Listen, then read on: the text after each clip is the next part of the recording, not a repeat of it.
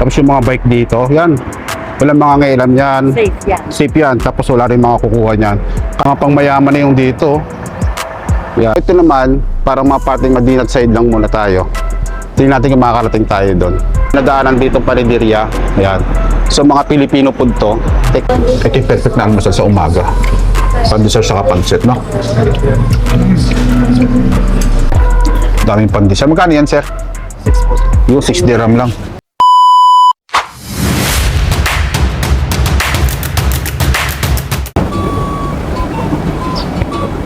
Good morning, guys. Mga alas 7 na ng umaga. Dito pa rin kami sa Abu Dhabi. Yan, lumabas nga pala kami ni Mrs. Napakaganda ng panahon ngayon dito. Yes. Diyan ka, napaka-safe. We are safe. Araw-araw. Normal life Yan. because of guys and sa tulong na rin ng UAE government. Tsaka araw-araw kami safety sa ginagawa dito ng So, government. Kaya yun, we don't have super blessed dito sa sinyaw-meow. UAE. Yun. We are proud pala. Yun. So nandito nga pala tayo sa labas, guys. So mag-iikot nga pala kami ni Mrs. Dahil planuhan namin na lumabas ng maaga. So maghahanap din kami dito. Siguro kung sa kami dadalhin ang aming mga paa. At maghahanap din kami dito ng pwede namin kainan. Dahil nga almusal, umaga. Subukan natin kung saan pwedeng kumain dito. Anyway, out to John Renzo Reyes na natutulog pa sa bahay. Ayun, yung isang kasama namin si Renzo. Kasi puyat siya, puyat. Ayan, puyat siya, puyat. Puyat, puyat lang, puyat. Ayan.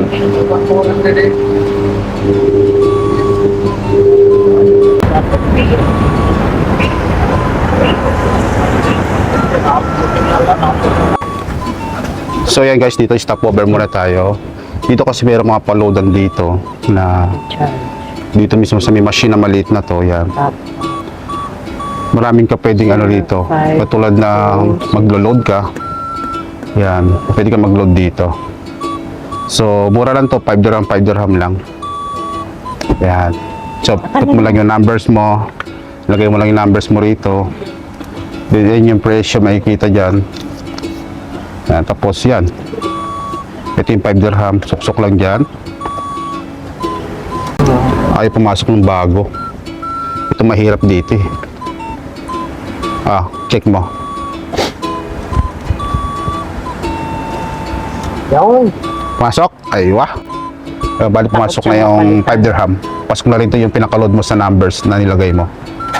Ayan. Tapos may lalabas na resibo. Yun. So, ang ganda ng panahon ngayon. Kung makikita nyo, yan o. We are safe.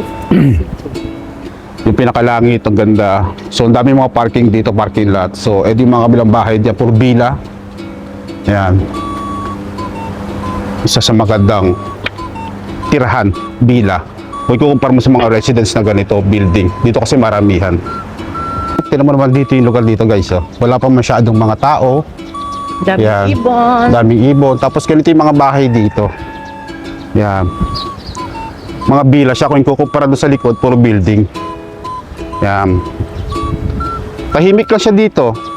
Pag ganitong oras kasi, pag umaga, tahimik lang dito sa lugar na to.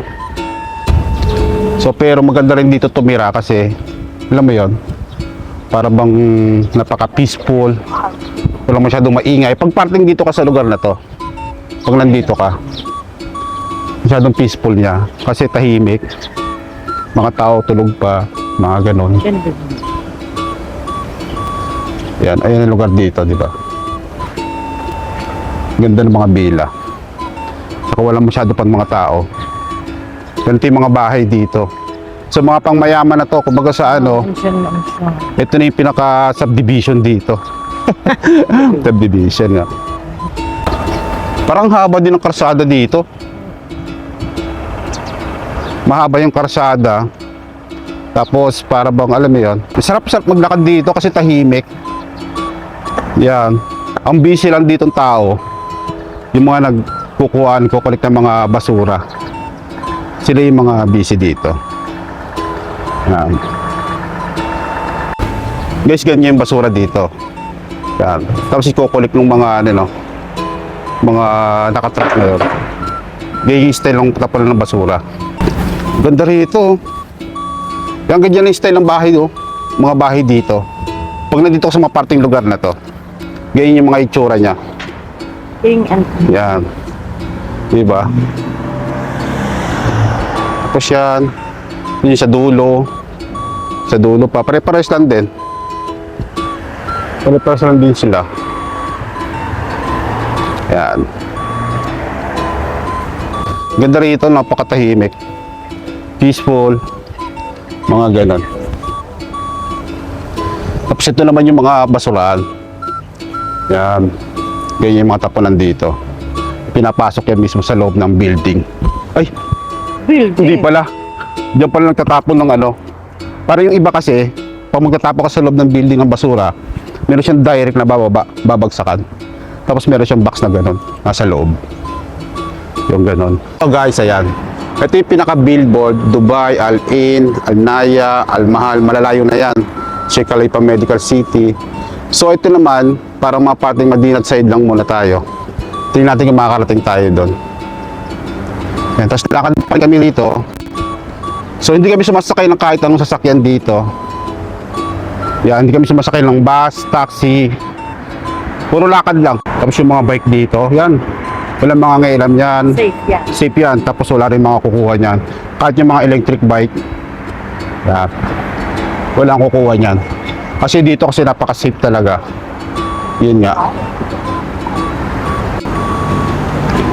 So yun nga guys, habang naghahanap kami ng makakainan ni Mrs. So meron pala kami nadaanan dito na parang siyang Chinese o Korean. Mga Korean food. Ito yung pinakamino. Yan. Korean food siya. So pinaka ano siya, hot pot. So meron din dito, ito yung pinaka presyo. Meron siyang 65 unlimited, tapos meron siyang barbecue, hot pot, buffet, may dumpling, sushi, desserts, ice cream, juice, tsaka yung cool drinks nila. Ayan. Halagang 65. Unlimited Asian buffet. Ito naman 40. Ayan. So, maghahanap kami dito.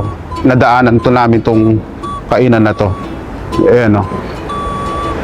GMY Hotpot. Yan. So, siguro bagong bukas lang to. Hindi namin sure.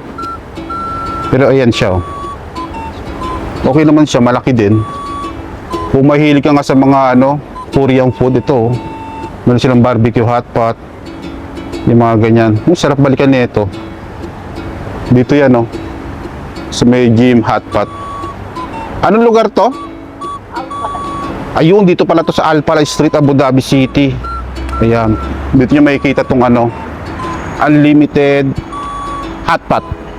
Mga ganon. Hot So mga ano to, tawag dito yung mga barbecue Korean. Korean barbecue. Hotpot. Ayun, mga hotpot siya. Ayan, kung gusto niyo ng mga ganong Korean barbecue, nandoon sa likod. Pinakita ko sa inyo kanina. Pero kami nadaanan dito parinderya. Ayan. So mga Filipino food to. Check natin kung ano meron dito. Para pasok tayo sa loob. Yan, meron sila mga tinapay. Hello po. Ayun oh, hello ma'am. Good morning po. Yan, meron sila mga ano. Yes, ma'am. Ano lang po? Pancit po, for dining na.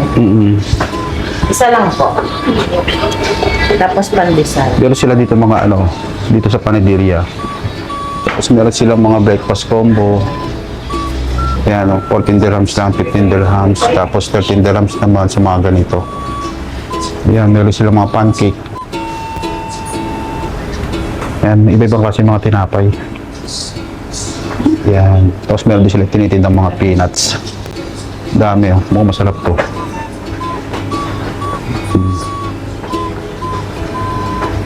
Yung peanut nyo rito, homemade, no? Yes, sir. Ayun, mga peanuts na dito, homemade. Tapos umorder kami dito ng pansit. Tapos pandesal na lang. Ito naman dito, sa kabila, puro tinapay din. Ayan. Kasi itong mga tinapay dito sa panaderia. Ensomada. Meron silang ensamada, ube. Isang pandesal. Ha. Dito na namin napiling kumain. Ayun, ito na kay ate yung pansit to. Pansit with pandesal. Thank you. Ang sarap eh. Ito yung pansit nila Uy, dito. sarap po. Tapos ito naman yung pandesal. Di ba? Legit. Maanyang malutong. Harap. Kakain tayo. Ano ito, be? Pande asado nga. Ah, pandesado. Okay. Nakala ko siopaw. Tingnan natin. Ito may laman. Yun. Sarap. Chicken. Grabe, sarap. Ah. Chicken. Yeah. So yun guys, kain tayo dito. Yung umorder tayo ng pandesal. Yan, pandesal. Magkano yung ganito? So yung pandesal dito, 3 Dalawang dirhams. piso. 3 dirhams lang yung pandesal. Anong 3 dirhams lang? Ano ba? 2 dirham? 50 pesos. Hindi, 2 dirham yung ano, Binili mo. binili natin. 2 dirham, tapos meron ka ng 1, 2, 3, 4, 5, 6 pieces na pandesal. Ganito. Ayan. Tapos merong pansit. Siyempre, panalo to pag merong pansit. Ipapalaman. Ayan. Ay, pinaligtas. Okay lang. Yun ang panalo dito. Kain tayo.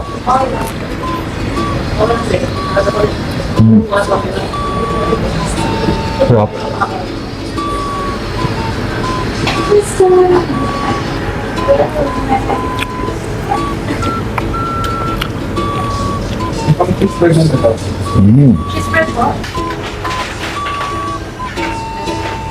So yun nga guys, pagka-order kayo ng yan, dyan kami kumain ng ano, pansit tsaka pandesal. Legit yung pinaka-pandesal nila dito sa Panaderia. Sarap. Para ka rin kumain sa Pilipinas, yung mga nabibili sa palengke, ganun na ganun na yung lasa ng pandesal tsaka ng pansit. Ang sarap sa Panaderia. Marami yan dito, nagkalat yung mga branch nila dito sa UAE, Abu Dhabi. Abu Dhabi! Yan. Kaya kahit nasa Abu Dhabi kami, yung vibes pa rin dito is para ka rin nasa Pilipinas. Gawa ng mga Pilipino food na matitikman dito. Marami. Yun. Tara. Yun, nabusog na kami. Kahit nga yung mga ibang lahi nagsiserve, feeling ko Pilipino na rin sila eh. Yun. Yun yung maganda rito. So yun nga, lakad ulit kami rito. Medyo nabusog kami, lakad ng konti para medyo bumaba naman. Try natin sa ulit tayo makakarating.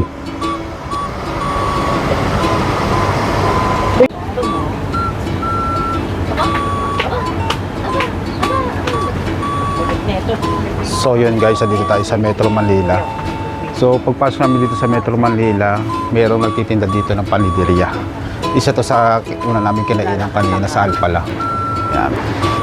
Ito, meron siyang panideria, may mga pandesal, tinitinda rito. Yan. Tapos dami lang tinitinda rito mga ano, more on tinapay kasi panideria siya. Yan. Maganda yung ganitong day. Ito, meron sila iba mong klase ng mga ano, tinapay. Yan. Tapos meron dito mga buko pie. Yan, buko pie. Tapos dito yung mga salad. Yan. Mga matatamis. Kaya yung favorite natin na pudding. Marunong ka pa sa alarm. Tapos doon yung gumagawa ng pandesal kay kuya. Nag-uunat ka lang eh. Yan, pandesal.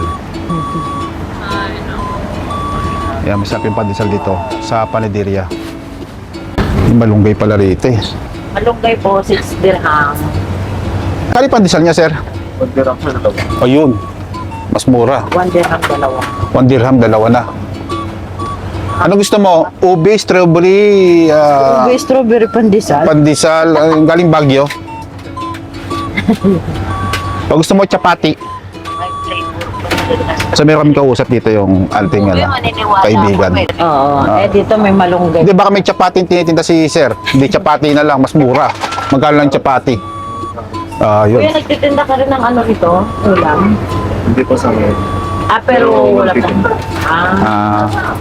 May napansin kasi si Miss dito bakante. So, nagtitinda rin pala ng ulam 6 dito. dirham kung- Kay Panaderia. Tapos, ano? Yan. Dito may sopas din sila, oh. Dito. Yan, eh. May sopas din silang tinitinda. Mataba ka mo? Beef Hindi, sisig. malambot. Ay, malambot. Ah. Manipis. Mga ganyan. Oo. Tapos open sila ng Monday to Friday, Saturday to Sunday. Pandesal muna, tapos pag may nadaanan kami kung ano-ano nandun sa labas. Wala na kasi panagiri na ibigan. Ito ganyan niluluto. Dami oh. Plastic mo sir. Daming pandesal. Magkano yan sir? 6 po. Yung 6 dirham lang. Eh, So yan guys, bumili nga pala kami dito sa Metro Manila ng kumadati. pandesal malunggay. Yan, pandesal malunggay. Ito na kami dito sa sa counter. Yan kay ate. Hi ka muna te. Hi. Siya yung pinaka manager dito Thank ng you. Metro Manila. Thank you. Bye-bye. Salamat. Nito. So yun, nandito na kami sa labas. Punta naman tayo kay Tricia. So malapit-lapit lang dito yan di ba? Kung isang diretso lang. Yun, isang diretso lang. Bali, doon, lakarin namin doon. Gigisingin namin si Tricia. Gisingin namin si Tricia dahil morning duty. Ito naman si Kuyang Basurero. Yung ano ba? So after namin sa Metro Manila, diretso naman kami dito kay Tricia para mag-almusal doon. So mahaba na rin yung nilakad namin, pero galing kami kanina doon, tinawagan lang ni Mrs. Yan, punta natin yung kaibigan natin si Tricia.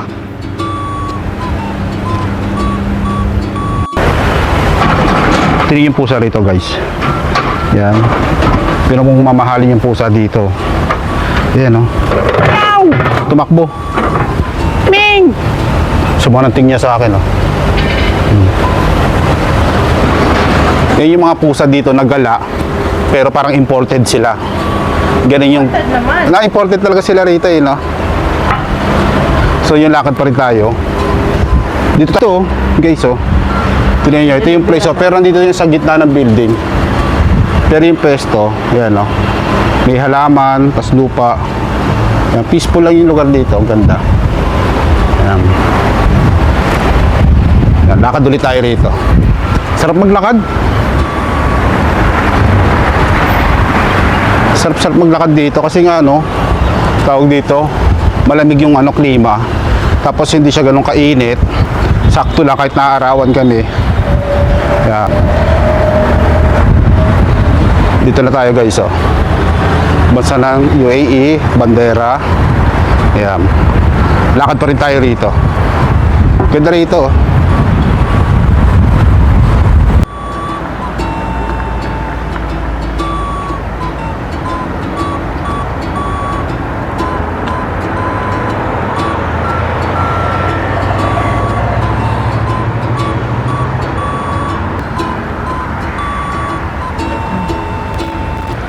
Hello.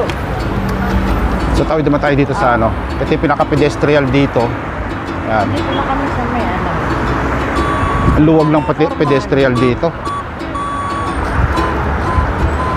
Saing pa siya.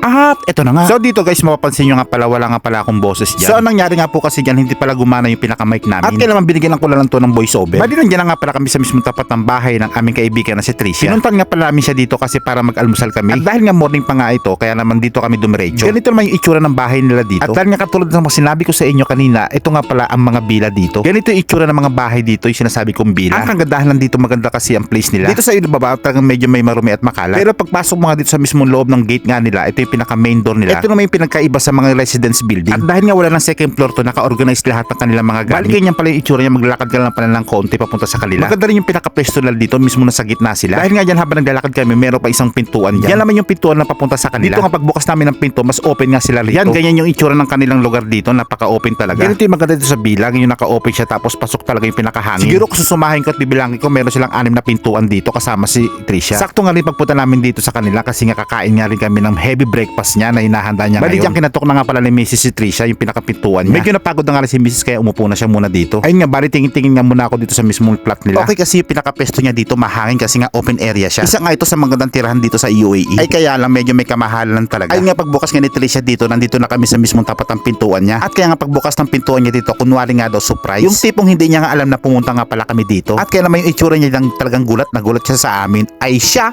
ang galing. So yan guys, ito na pala yung niluto ng ating kaibigan na si Tricia.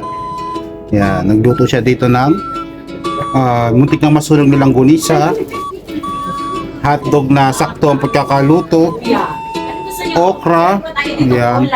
Tapos merong Ay, magkukuha ako. dagnet, isda na pinirito, tuyo. Tapos merong Ayoko talong. May itlog. sa inyo. Yan. Panta na lang. Ito meron mga itlog na nasubsob sa paminta. Ayan. Di ba? Tapos meron siya dito masarap na sausawan. Sa inyong ano? Tapos rice tayo. Ayan. So nandito tayo sa bahay ni May ano, bagoong Tricia. pa. Kapampangan bagoong. So yan guys, kakain na tayo. Sili? Sige lang, Trish. Kahit ano. Lagyan mo sili to. Isa lang. Sarap kumain ito. Para ka nag ano, heavy breakfast. Baby breakfast naman talaga to. Kaya nga heavy breakfast nga. Oh, heavy breakfast. Sarap kumain ng ganito. Yung kakain ka ng maayos na luto ng langgulisa. Ito yung gusto ko eh. Yung maayos na luto ng longganisa daw. Ito si Trish. Yan. Ayan po yung nagluto. Yan. Siya yung nagluto ng ano, perfect langgulisa na Isa lang. pinafry.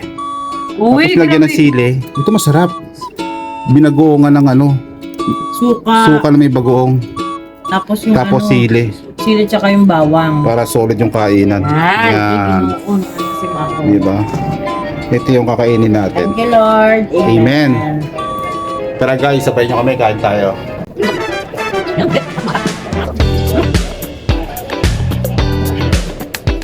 Yun nga guys, kung umabot kayo sa videos namin ngayong araw na to, ay maraming salamat po.